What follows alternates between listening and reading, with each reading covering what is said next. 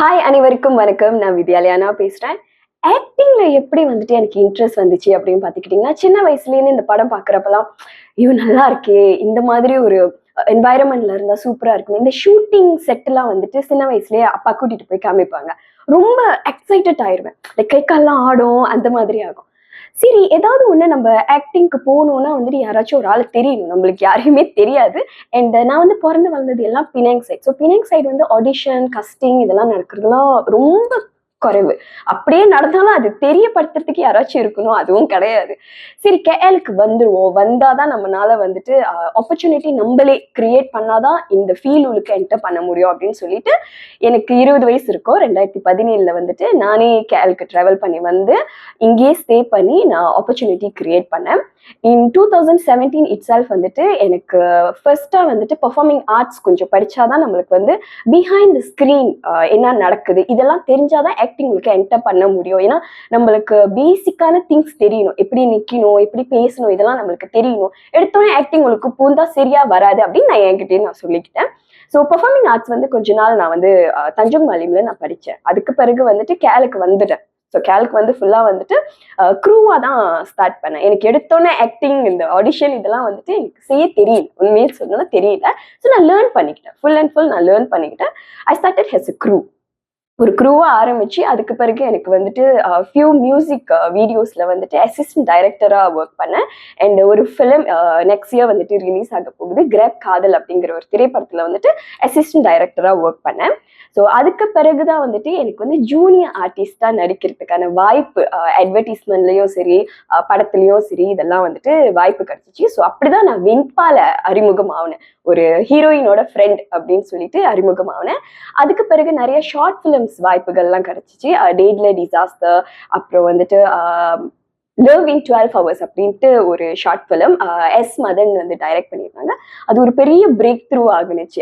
India Saima வரைக்கும் வந்து nominate ஆகி அதுக்கு பிறகு வந்துட்டு நிறைய டெலிமூவி சீரீஸ் இதுக்கு நடுவில் வந்துட்டு ஒரு கால் வந்து அன்எக்ஸ்பெக்டடாக வந்துச்சு வீடு ப்ரொடக்ஷன் கிட்டேருந்து. அதுதான் தமிழ் ஸ்கூல் பசங்க. ஸோ தமிழ் ஸ்கூல் பசங்க திரைப்படத்துக்கு வந்து ஒரு ஆடிஷன் இதுக்கு எனக்கு கால் பண்ணப்போ சூப்பர் எக்ஸைட்டட். லைக் ஐயோ நம்மளும் ஷார்ட் லிஸ்ட் ஆயிட்டோமா அப்படின்ற மாதிரி ஒரு அது சொல்லவே முடியாத ஒரு எக்ஸைட்மெண்ட்னு சொல்லலாம். ஸோ நான் அட்டென்ட் பண்ணேன், நான் கஸ்டிங் போனேன். எல்லாம் இது பண்ண பிறகு வந்து ஒரு ஃபியூ டேஸ் வந்து எனக்கு திருப்பி கால் வந்துச்சு, இந்த மாதிரி யூ ஆர் செலக்டட் அப்படின்னு சொல்லி. So seriously it's like goose பம்மாக இருந்துச்சு. ஏன்னா நம்ம சின்ன வயசுலேருந்து அவங்கள டேனிஸ் அண்ணனும் சரி விமலாக்காவையும் சரி நம்ம ஸ்க்ரீன்ல பார்த்து பார்த்து வளர்ந்துட்டு லைக் அவங்க கூட நம்ம ஆக்ட் பண்ண போறோம் அப்படிங்கிற ஒரு எக்ஸைட்மெண்ட். தமிழ் ஸ்கூல் பசங்க திரைப்படம் வந்துட்டு சின்ன பிள்ளைங்கள்லேருந்து பெரிய ஆள் வரைக்கும் பார்க்கக்கூடிய ஒரு திரைப்படம். அண்ட் அதுக்கு வந்து நிறைய ஒரு எக்ஸ்பெக்டேஷன் வச்சிருக்கோம். அண்ட் கண்டிப்பாக ஆடியன்ஸ்க்கு வந்து அந்த படம் ரொம்ப ரொம்ப ரிலேட் பண்ணிக்க முடியும், கனெக்ட் பண்ணிக்க முடியும். அதுவும் முக்கியமாக தமிழ் பள்ளியிலேருந்து வந்த மாணவர்கள் பெரிய ஆளும் சரி தமிழ் பள்ளியில் படித்தவங்க எல்லாருக்கும் வந்து ஒரு கனெக்ட் பண்ணிக்க முடியும். இந்த மாதிரி தானே மெமரிஸ் இருந்துச்சு நம்மளுக்கும் அப்படின்னு சொல்லிட்டு. ஸோ கண்டிப்பாக வந்துட்டு திரைப்படத்தை வந்து திரையரங்குகளில் போய் பார்க்க மறந்துடாதீங்க.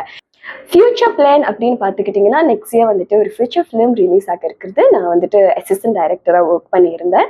And I'm a psychologist as well. So probably வந்துட்டு நான் இன்னும் கொஞ்சம் ஆக்டிங்லேயும் கான்சென்ட்ரேட் பண்ணிக்கிட்டு அதே அளவில் மெயின்டைன் பண்ணிக்கிட்டு சைக்காலஜிஸ்ட்டும் கண்டினியூ பண்ணலாம் அப்படின்ட்டு இருக்கேன். ஸோ அனைவருக்கும் நான் வந்துட்டு மிகப்பெரிய நன்றி சொல்லணும். இந்த இடத்துல நான் இருக்கேன் அப்படின்னா அது எனக்கு ஒரு பெரிய பிக் ஆப்பர்ச்சுனிட்டின்னு தான் சொல்லணும். Definitely for my director, producer, casting director என் கூட இருக்குன்னே ஒர்க் பண்ணியிருந்த crew. And definitely for Tamil school பசங்களுக்காக விமலா அக்கா, டேனிஸ் அண்ணன் மற்றும் அதோட டைரக்டர் ஷானனுக்கு ரொம்ப ரொம்ப நன்றி.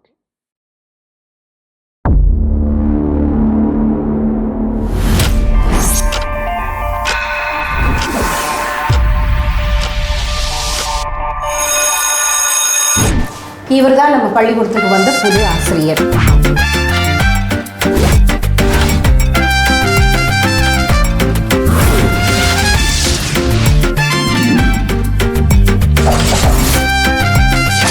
சார் கொக்கோய் கொக்கோய் சொல்றீங்களா? அப்படின்னா என்ன சார்? உங்க ஊர்ல அந்த குவே குவேன்னு சொல்லுவீங்களா? Friday is English day, so speak in English. Yes teacher. No teacher. What? கால்ல சக்கரம் எடுப்பது யாரோ கொடுப்பது யாரோ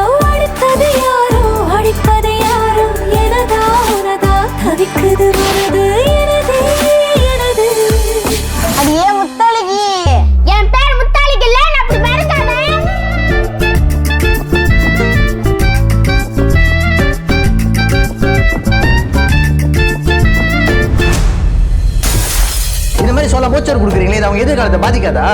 பாசவா நீ நம்ம பாசல எடுத்த நீ நேத்து வந்தவன் தேவையில்லாம என் வழியில குறுக்கிட்டுக்கிட்டு இருக்க. ஒரு தமிழ் பள்ளி மூடுனா இன்னொரு தமிழ் பள்ளி திறக்க எவ்வளவு கஷ்டம்னு தெரியுமா உங்களுக்கு? எதையும் மாற்றணும்னு நினைச்சேன், கடைசியாக எதுவுமே மாற்ற முடியாது. பாவி ஆயிட்டு